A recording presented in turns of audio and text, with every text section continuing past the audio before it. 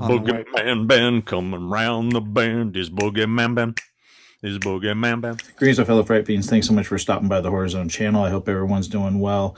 This is going to be something different. This is something I don't normally do. I usually don't talk about television series on this channel. I've done it sporadically over the years. I've talked about Bates Motel. I've talked about Stranger Things. For several years, I would do Walking Dead videos. And I kind of have always just been mostly focused on collectibles and movies.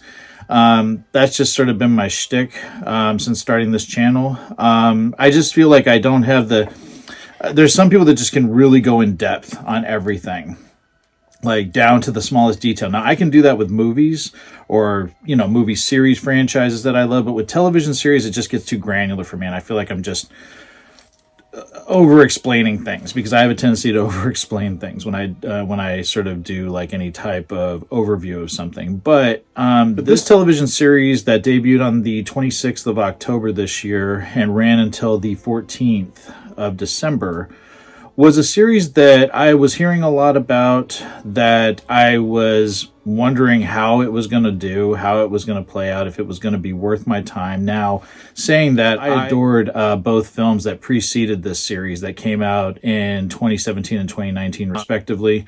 Of course, based on the Stephen King novel. Of course, I'm talking about It, and this series is It, Welcome to Derry. This was developed by the same people behind the movies, Andy and Barbara Muschietti, as well as Jason Fuchs. Of course, Andy Muschietti directed both of the films.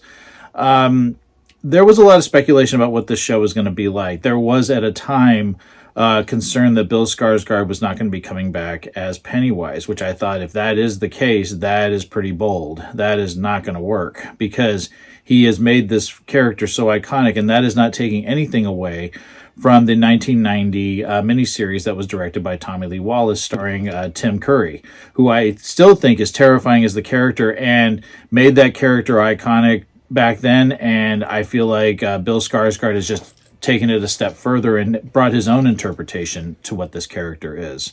But like I said, I love both of the It films. It Chapter 1 was my number 3 favorite film in 2017 when it came out. For 2019, It Chapter 2 was my favorite movie of the year. And why I related to both films so well is because the kids were around my age in It Chapter 1 when it takes place. It takes place in 1989. I was 14 in 1989, going on 15. So it just makes sense that I sort of identify with them. And then as they were, the adult actors in the second film, I just related to those stories, more so than the kids in the original, which, that was set in the 60s. So I was at one point not really crazy about the fact that they were remaking it back in 2016 when they were starting to talk about it more, and we were starting to see some of the first images of Skarsgård as Pennywise. But like I said, he is just a fantastic showman, a fantastic actor. Just blows me away with every performance that he gives. One of the films that he's done this year will be in my top 10 for the end of the year video that I'm working on.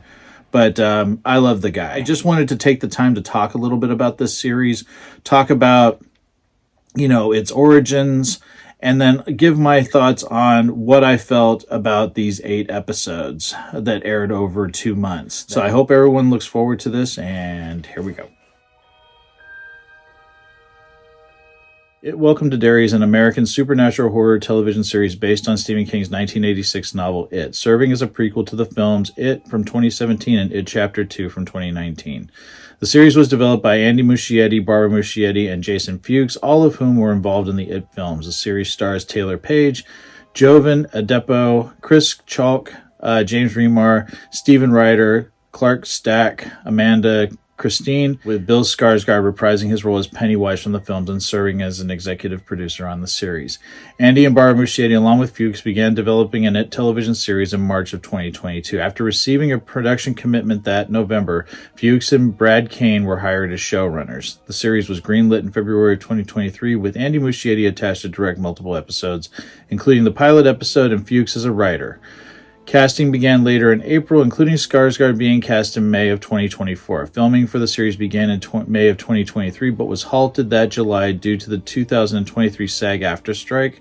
Filming ended in August of 2024.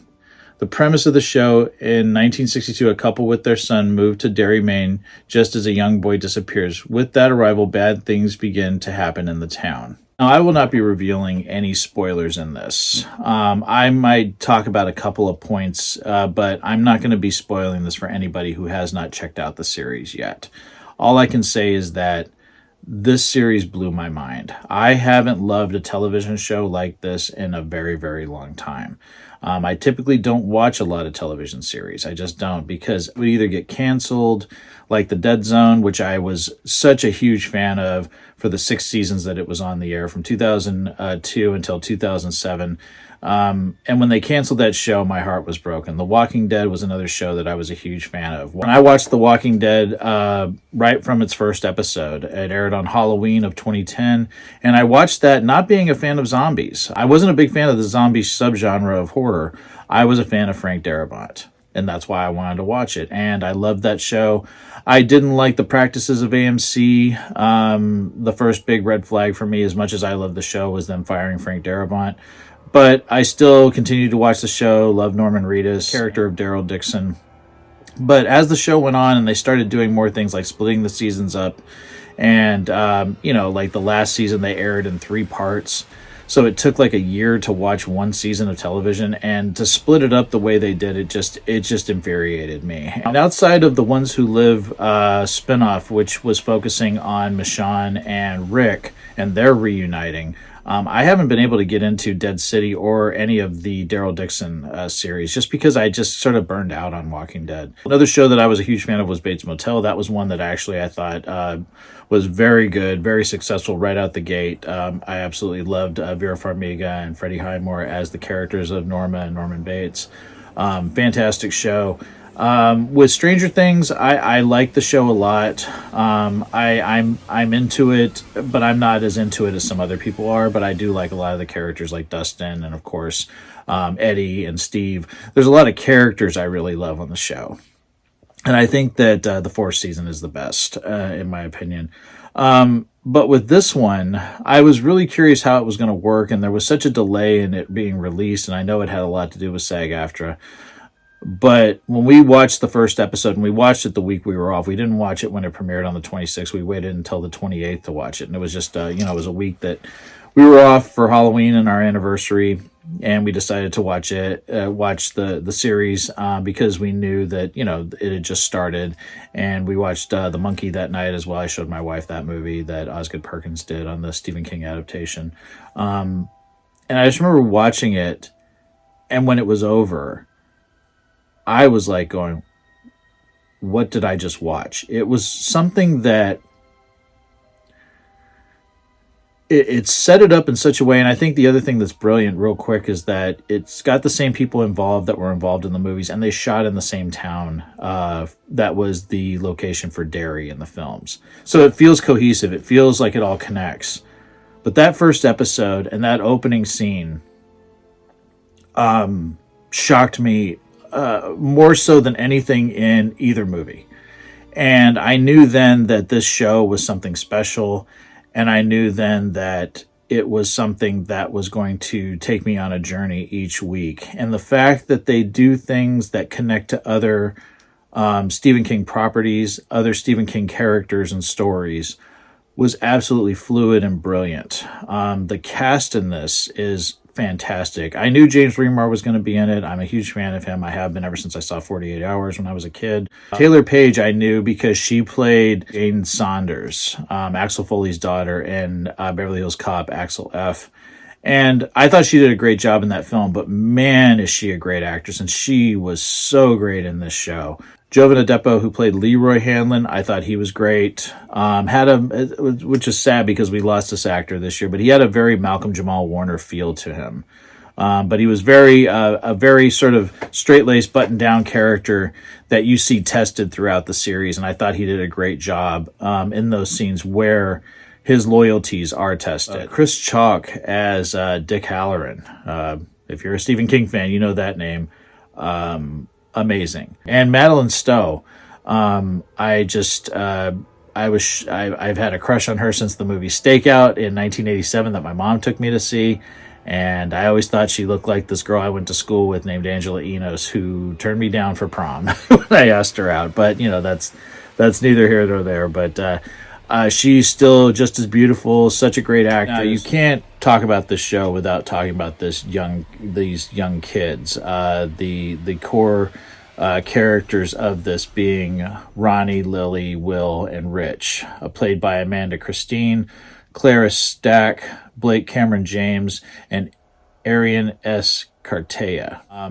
All of these kids just blew my mind with the range that they have to go through, the horrific scenes that they are in where something is going after them or they're reacting to something. They all did such a good job of making you love them and fear for them, because this show proves in that first episode that no one is safe. And the other thing that's brilliant about this show is that Pennywise does not show up right away. You have to wait a good 5 episodes for him to show up in full. And when he does, when Bill Skarsgård shows up, that intro to seeing Pennywise come back is probably one of the most brilliant reintroductions to a character that we haven't seen in 6 years. The locations that they utilize, bringing some of these infamous locations back from the 2017 and 2019 films. I loved this series so much. You know, I've been watching Stranger Things. You know, I'm recording this on the 27th of December, so I've just seen the 3 new episodes that they've aired. I feel like some of the stuff that's been going on in Stranger Things has been playing it a little safe, even though I enjoy it still, and I still love so many of the actors and the characters and everything, but I feel like they're dragging things out a little bit, whereas this show did not feel like that at all. Welcome to Derry felt like every episode of the 8 episodes that we got, they all mattered. It wasn't filler. It felt like, okay, this is leading to something big. And those last 2 episodes, man, were they fucking ball busters. Every week I was just going, we got to wait another week for the next episode, and now we don't know when season 2, it's been greenlit, but we don't know when season 2 is going to start. And just the way that they're going to go about this in terms of they're promised 3 seasons total, and what each season is going to be in terms of the time period it's going to be in. It's all just brilliantly executed because it's stuff that was talked about in those movies, and now we're seeing it play out. Pennywise is brutal in this show. He is way more brutal than he was in the movies, in my opinion. But yeah, they go for broke in this one. Just from the opening scene of the first episode, and then every episode there was another moment that you're just going, wow, they are pushing the envelope and putting some of these kids in these situations. You're just like going, wow, it's not predictable, and that's what you want. I cannot recommend this show enough. It's absolutely one of the best things I've seen in a very long time. Welcome to Derry was just a nice, wonderful surprise. Amazing series. Definitely check it out if you have HBO. I think this season wrapped up beautifully. Everybody did a fantastic job. I can't wait to see what they do in the next 2 seasons. I can't wait to find out when season 2 is going to drop or when they're going to start filming it. But absolutely fantastic. 100% loved it. Welcome to Derry Season 1. I'm curious what other people think about it. Please send me your thoughts down in the comment section below. Let me know what you thought of it. Welcome to Derry Season 1. I'm very happy. I loved it, and I'm curious to hear what everybody else thinks. So thank you so much, everyone, for watching. I really appreciate everybody's support, and I promise I'll talk to you again very, very soon. Take it easy. Stay scared as always.